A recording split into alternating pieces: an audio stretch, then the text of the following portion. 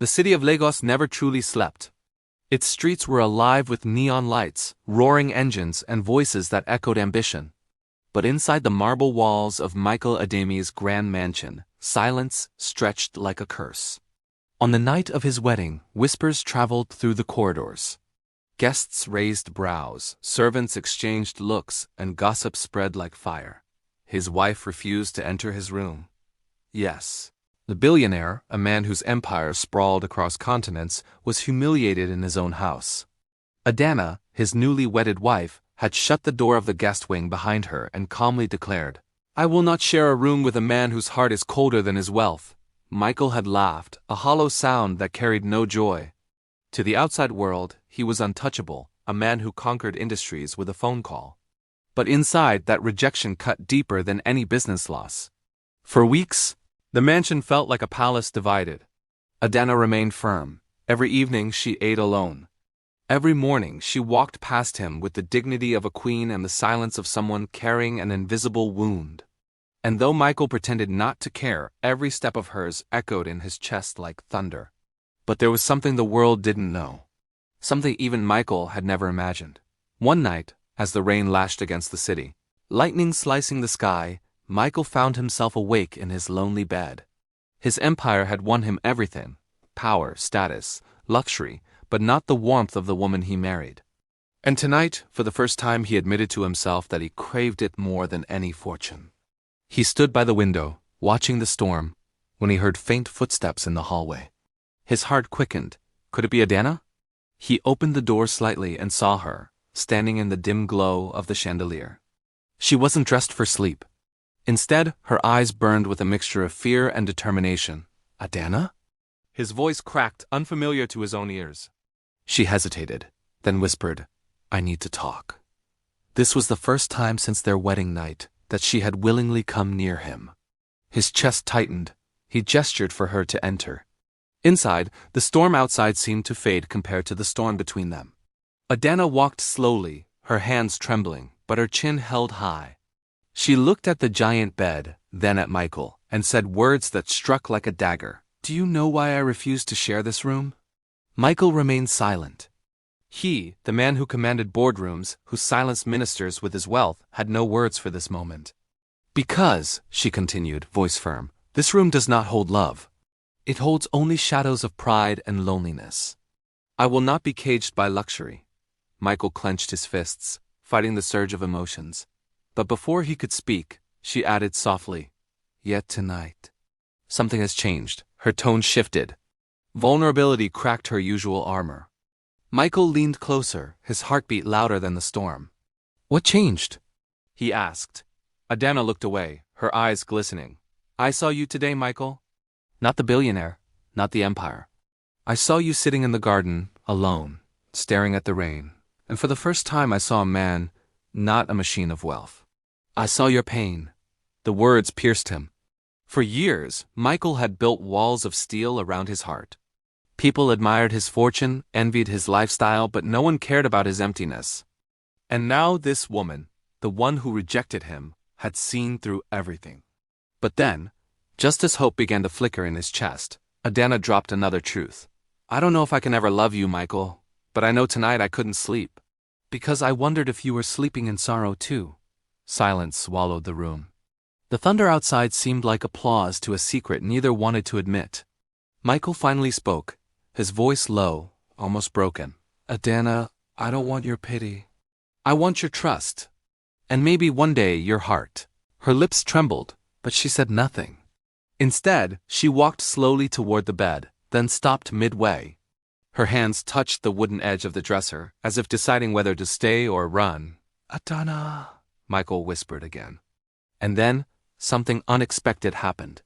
She turned not toward the door, not toward the bed, but toward him. For the first time she let him see her tears. "Michael," she said, "the night I refused you. It wasn't just because of you, it was because of me. I was afraid.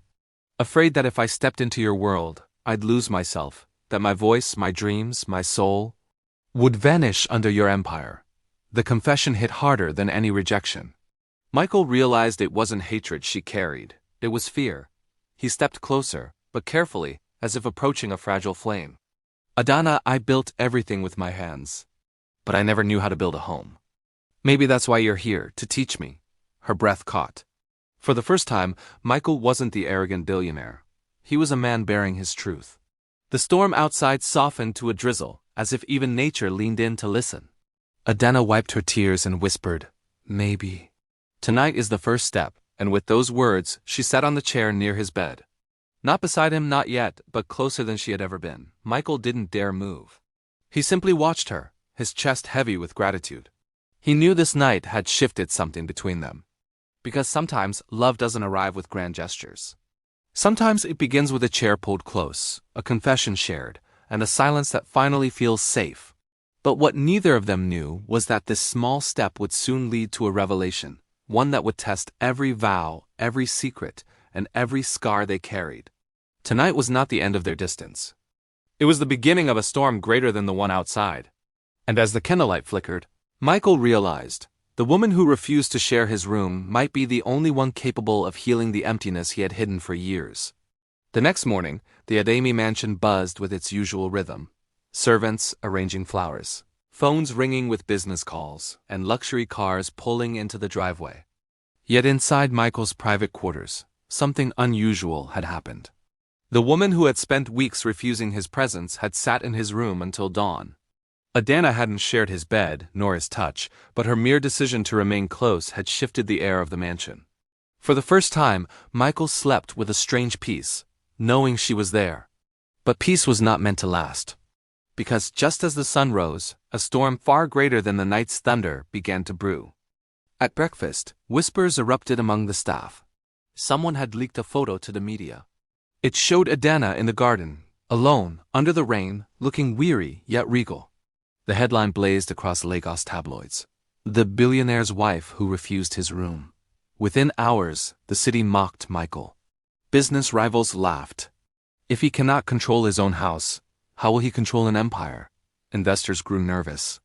His board members called, demanding explanations. Michael felt his empire slipping, not from financial collapse but from humiliation.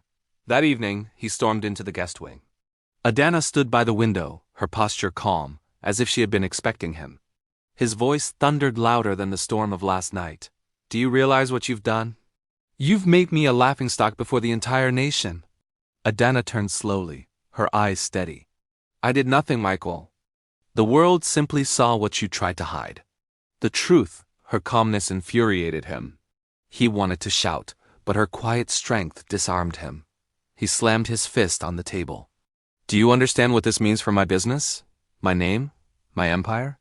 Adana's lips curved into the faintest smile. "Perhaps now, the empire will learn your name is not God, that even billionaires can be broken inside." The words pierced like glass. Michael stood frozen, unable to reply. For years, he had silenced boardrooms, crushed competitors, but this woman's simple sentences left him powerless. He left the room without another word. Yet deep inside, something cracked, the pride he carried like armor. Days passed. Rumors spread. Some mocked him. Some pitied him. But in the middle of this storm, something unexpected happened. Adana's picture, the same one that embarrassed him, went viral across Africa. Women saw strength in her defiance. Men admired her dignity. NGOs and charities reached out, asking her to speak about courage and independence.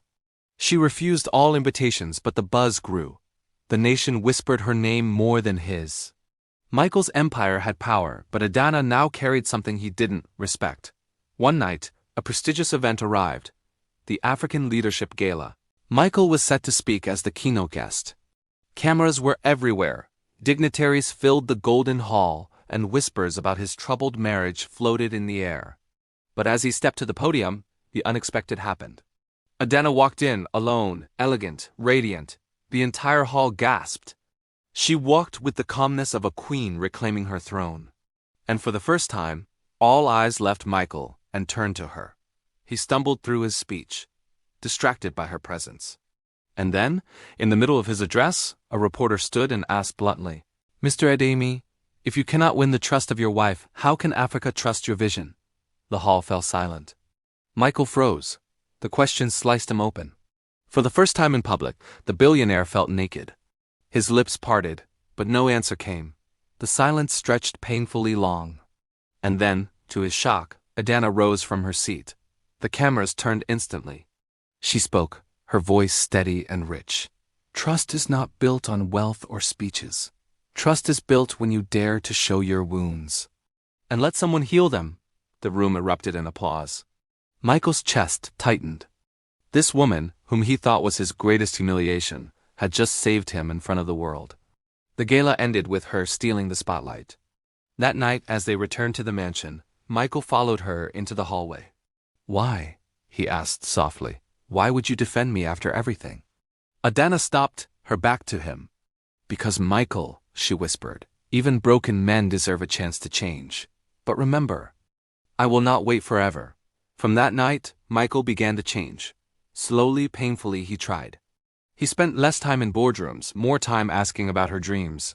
He watched her read. He listened when she spoke. He noticed details he once ignored. And Adana, though cautious, began to lower her guard. She still didn't share his room, but some nights she stayed longer in his presence. Laughter, small, hesitant, returned to the mansion.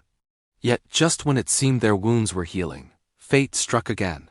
One evening, Michael received news that shook him to his core. A massive fraud had been uncovered in his company. Billions at risk, the empire trembling. His enemies circling like vultures. For the first time in decades, he felt powerless. Sitting in his office, his hands buried in his face, he muttered, I've lost everything. Then came a voice, gentle, but firm. No, Michael, you've lost nothing. For once, you have something worth more than all your wealth. He looked up. Adana stood before him.